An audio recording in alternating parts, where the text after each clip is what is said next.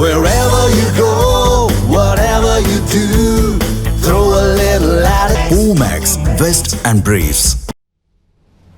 அந்த சம்பவம் நடந்தது செப்டம்பர் 10ஆம் தேதி.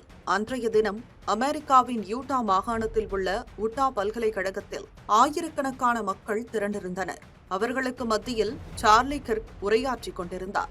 அமெரிக்க அதிபர் டிரம்பின் மிக நெருங்கிய நண்பரான இவர் தீவிர வலதுசாரி ஆர்வலராக அறியப்படுகிறார். அமெரிக்க அதிபர் தேர்தலில் டிரம்புக்கு ஆதரவாக இவர் மிக தீவிர பரப்புரை மேற்கொண்டிருந்தார். இந்நிலையில் உட்டா பல்கலைக்கழகத்தில் அவர் பல்வேறு விவகாரங்கள் குறித்து உரையாற்றிக் கொண்டிருந்தார். அப்போது திடீரென எங்கிருந்தோ ஒரு குண்டு பாய்ந்து வந்து அவரது கழுத்தில் பாய்ந்தது. கண்ணிமைக்கும் நேரம்தான் அவர் அப்படியே சரிந்து விழுந்து உயிரிழந்தார்.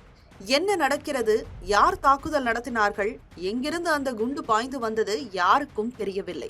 அங்கு கூடியிருந்த மக்கள் அனைவரும் செய்வதறியாது நாலாபுரமும் அலறி அடித்தபடி ஓடத் தொடங்கினர். சார்லி கிர்க் சுட்டுக் கொல்லப்பட்டார் என்ற தகவல் பரவியதும் ஒட்டுமொத்த அமெரிக்காவையும் பரபரப்பு பற்றிக் கொண்டது. கடந்த ஆண்டு இதே போலத்தான் டிரம்பை கொல்லவும் முயற்சி மேற்கொள்ளப்பட்டது. அப்போது நூலிழையில் அவர் உயிர் தப்பினார். அதே போன்ற தாக்குதல்தான் இந்த முறை நடத்தப்பட்டு அவரது ஆதரவாளர் கொல்லப்பட்டுள்ளார். கொலையாளியை பிடிக்க உடனடியாக தனிப்படை அமைக்கப்பட்டது.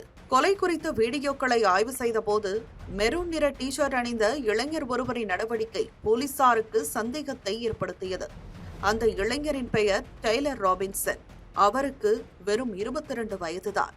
அந்த வீடியோ வெளியிடப்பட்ட நிலையில் அதனை டெய்லர் ராபின்சனின் தந்தையும் பார்த்தார். உடனடியாக தனது மகனை தொடர்பு கொண்ட அவர் போலீசில் சரணடையும்படி வலியுறுத்தியுள்ளார். ஆனால் டெய்லர் ராபின்சன் கேட்பதாக இல்லை. உடனே தனக்கு தெரிந்த பாதிரியாரின் உதவியை நாடிய அவர் தனது மகனிடம் அவரை பேச வைத்தார். ஒரு வழியாக டெய்லர் ராபின்சன் சரணடைய சம்மதிக்கவே அந்த பாதிரியார் போலீசாருக்கு தகவல் அளித்தார். இதனையடுத்து கொலை சம்பவம் நிகழ்ந்த 33 மணி நேரத்தில் டெய்லர் ராபின்சன் கைது செய்யப்பட்டார். இதனிடையே தனது நண்பன் ஒருவனை தொடர்பு கொண்ட ராபின்சன் துப்பாக்கியை துணியில் சுற்றி புதரொன்றில் மறைத்து வைத்துள்ளதாக கூறியிருந்தார். அதன் அடிப்படையில் அந்த துப்பாக்கியும் கைப்பற்றப்பட்டது. சார்லி கிர்க்கை கொலை செய்த போது அவர் மெரூன் நிற டி-ஷர்ட், சாம்பல் நிற பேண்ட், வெள்ளை லோகோவுடன் கூடிய கருப்பு தொப்பி, சாம்பல் நிற ஷூ அணிந்திருந்தார். 33 மணி நேரம் கழித்து அவர் கைது செய்யப்பட்ட போதும் அவர் அதே உடையில்தான் இருந்தார்.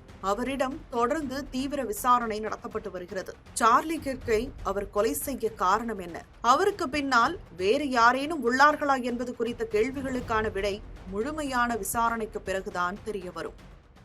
Wherever you go, whatever you do, throw a little at it. Omax, Vest and Briefs.